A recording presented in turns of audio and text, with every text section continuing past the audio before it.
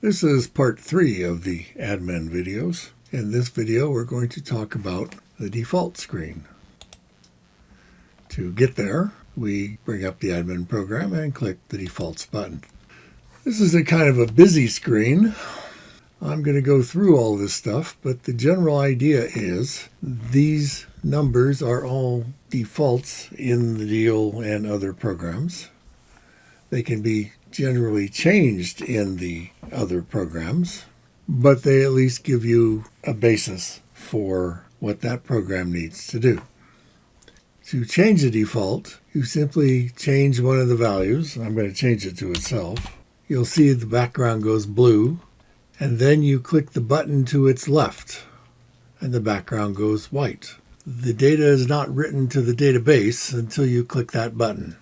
As with everything else in the Carousel system, this is documented in the online documentation and the printed documentation that you get. The defaults is probably the most complicated thing that a user would want to use, but there is quite a lot of documentation on it. All of these individual default fields are documented. Let's start with the leftmost column.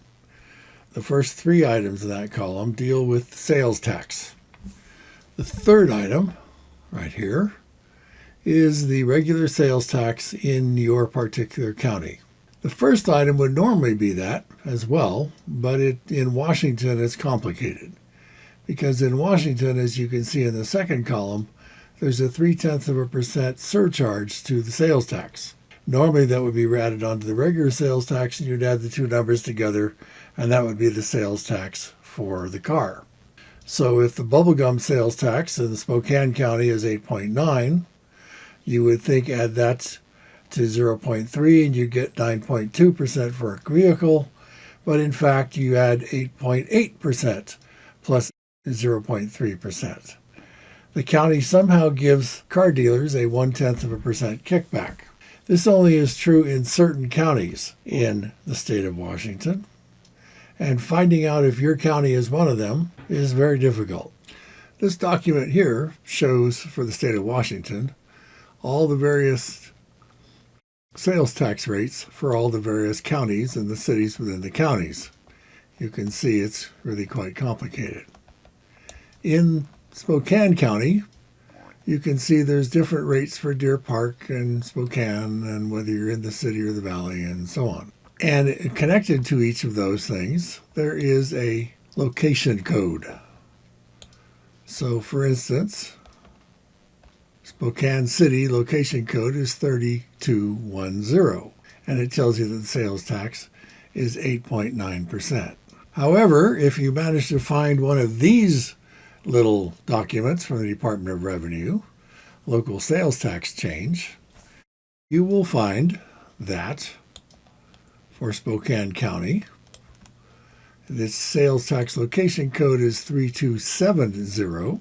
And since this is a couple years old, it shows here that your sales tax rate is 0.87. There has subsequently to this been a 0.1% increase. But the important thing is that there's 2 different location codes. There's your bubblegum location code and your car sales code. If you get a new accountant, they'll argue with you on this because they don't know anything about this special sales tax code. And so you're going to have to somehow dig it out and show it to them because they won't believe you. Item 4 is the sales tax rate for out of state, and I've picked Idaho for here. And the nice thing about Idaho is it's a uniform 6%. Items 5, 6, and 7 is unique to Washington, and that is the B&O, business and occupation taxes.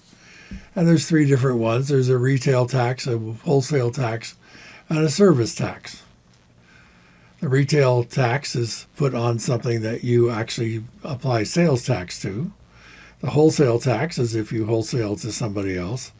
And the service tax is if there is no sales tax on whatever it is you're providing. One of the things you'll notice is that I've tried to give you tool tips for every one of these items. And of course, all this stuff is documented in the online and hard copy documentation. This item here is how you want your profit to be displayed in the reports. If it's a 0, we subtract the B&O from the sales profit, which I think is the right thing to do. And if it's a 1, we exclude the B&O from the sales profit. But that's the dealer's choice. The dock fee in the state of Washington must be negotiable and cannot be more than $150, so it makes sense for the default to be $150.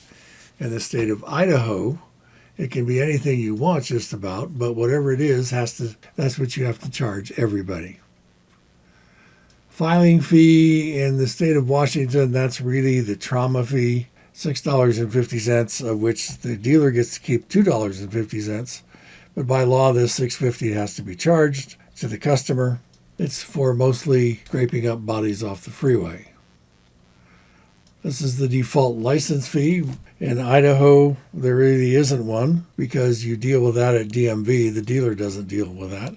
In Washington, this is whatever you think you want to start off with, even though I have a license fee calculator built into the deal program.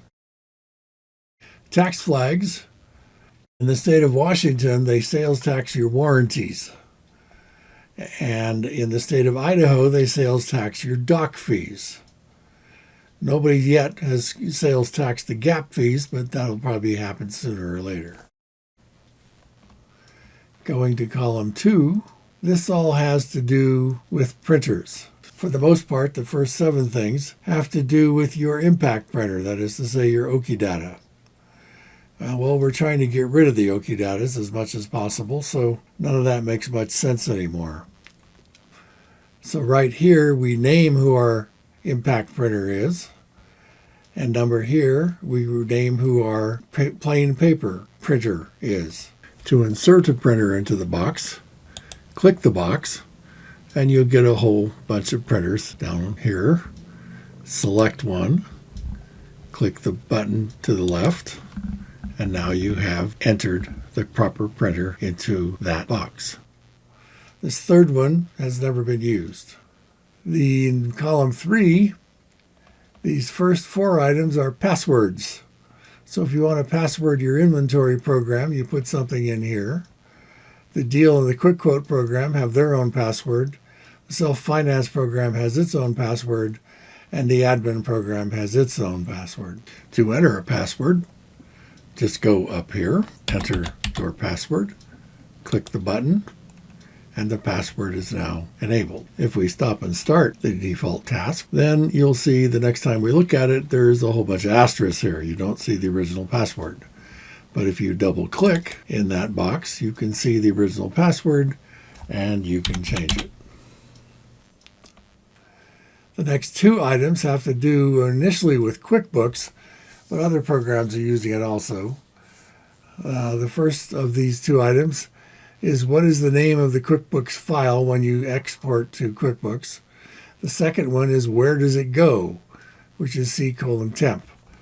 I'm having more and more of my programs use that same thing when they're going to generate some sort of file or report or something like that. The QuickBooks Flag is available if a customer needs a custom version of a QuickBooks export. And I've got some cryptic definitions here in this tooltip. The documentation isn't a whole lot better. I guess if you want to use this, you need to contact us. The dealer pack. This is a way for the dealership to screw the salesman. And technically it covers the overhead for the dealership. If you're all by yourself, you don't have any salesmen, just make it a 0. If you have a salesman, it can be anything you want. Most people are about $200 or $300. I've had clients that are up to $1,100 or $1,200. This next one is, instead of a fixed number, to do it as a percentage of the retail price. This was asked for way back when, and nobody's ever used it. I don't even know if it works right anymore. The pack flag has to do with the dealer pack and how the various reports are going to use it. In some cases, you'll add the pack. In some cases, you'll ignore it. Here again, this is a dealer choice in how they want their reports to be seen. The next two are percentages of the sales and finance profits that by default go to the salesman and the finance guy. Once the deal is being completed, though, you can override those numbers. Over in the fourth column, the grace period is supposed to be the number of days after the time a self-finance payment is made before we start making noise about it. I'm not even sure if that works right. The inventory sort is kind of bizarre in that it allows us to default the sort type for the various displays that the inventory display does. This is the documentation for it, and if you can want to look through it, it'll give you a better idea than I can give you by talking about it. The tooltip shows that it will control different reports. There's the management inventory report, the salesman inventory report, and the inventory sort report. This one is for leases, the termination factor. We're not doing leases anymore. And finally, the location code.